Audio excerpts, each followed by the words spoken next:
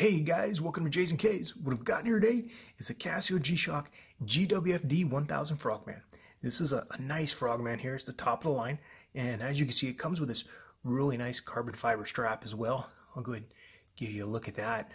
But you know, some guys don't like this strap and they want to swap it out with something else, and so I've got what you need to do that. I've got some JaysAndKays Metal adapters for the GWF-D1000, and we're going to show you how to use them to put something else on this frog. So first thing to know is that your GWF-D1000 uses a screw bar through here, not individual screws, and so we're going to need two hex keys. I've got a pair of 2mm hex keys here, and we're going to use those to take that screw off. So the reason why you need two is because you're going to have to hold one side while you unthread the other. So let me show you real quick on one side how that happens, because there's something else I want to show you once you take this off. So let's go ahead and unthread this guy.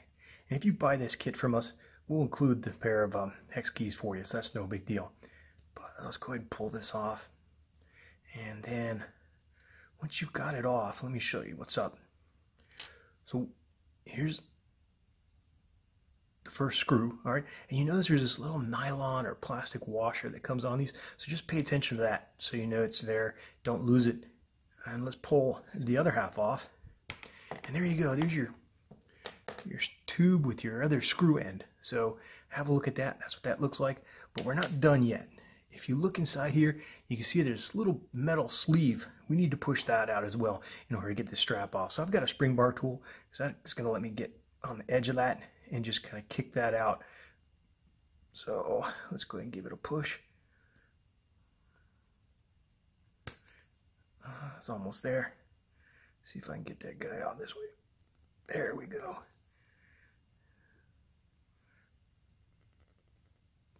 It's almost out. All right, let's see if I can just pull it right out.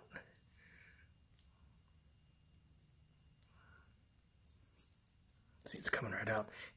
There you go, got that tube out. So there's that sleeve I was telling you about. So once we pull that out, your strap comes right off. And so here's what your strap end looks like, and the watch lug end. And so let me pull the other side off, and I'll come right back to you as soon as we're done with that.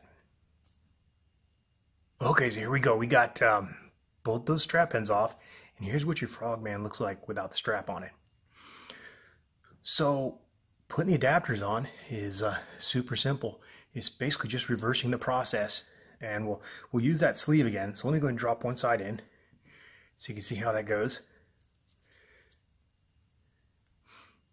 And then so we're just going to line things up, and there you go. I've got the sleeve inserted, and then we'll get your screw bar assembly reinserted there, and have a look for that little nylon or plastic washer.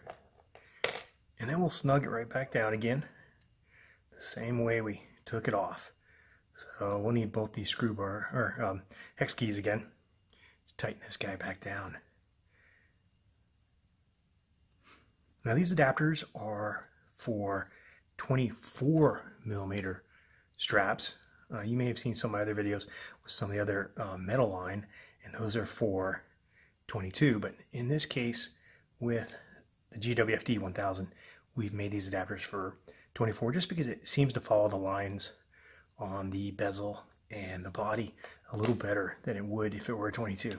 So here's one end with the JaysAndKays adapter installed, JaysAndKays adapter installed. So I'll go ahead and give that a roll around so you can see, so you can see what that looks like.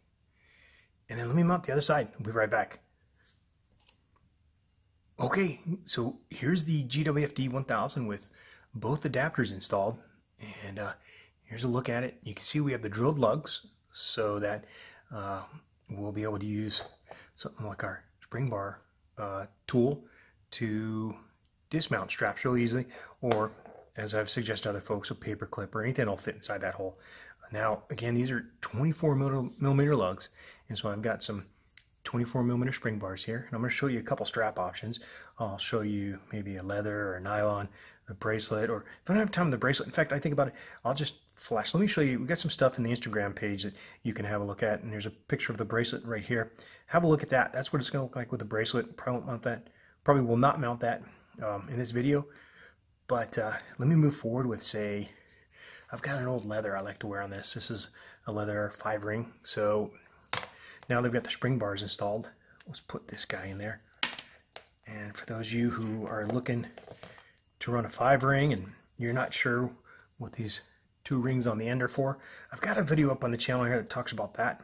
Talks about the differences between a NATO and a ZULU, and on a 5-ring what these extra rings are for. So I'll put a link up in there for you to have a look at that too. So here's what it looks like using the JaysAndKays Metal for GWFD1000, and with a leather 5-ring mounted on this. This is an old strap I wear a lot on some of my other watches, so you can kind of have a look at that. But let's say you didn't want to use that. Maybe you wanted to use a nylon, because maybe if you're diving or in the water, you're probably not going to have leather on your wrist. You're probably going to use something that's more likely to not rot or have problems with water exposure.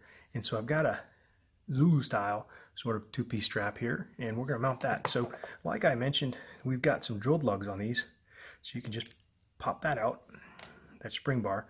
I mean, let's pop that out. This is because I've got the spring bars already loaded up in this strap. So if we wanted to mount this strap here, here's our 6 o'clock side. So we'll put the non-buckle in over here and drop this guy in here. This is a 24mm 2-piece nylon strap I've got here. And so just wiggle this guy around until it drops in the spring bar hole. And there you go. I heard that click. So it's on nice and tight. Let's get the 12 o'clock side in now, the buckle end of the strap.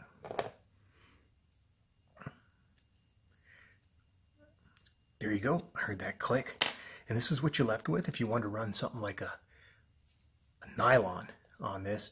And for you guys who might be in the water, that might be something you choose to do. But that's what it looks like with a nylon. Now I've got something to do here. I've got, I wanted to show you, if we're going to look at the GWFD1000, might as well look at the GWF1000 too. So here's his little brother for you guys who are looking at comparing the two. That's the GWF1000 on the left and the GWFD1000 on the right. And I'll go ahead and give them a rollover so you can see how they kind of look in comparison.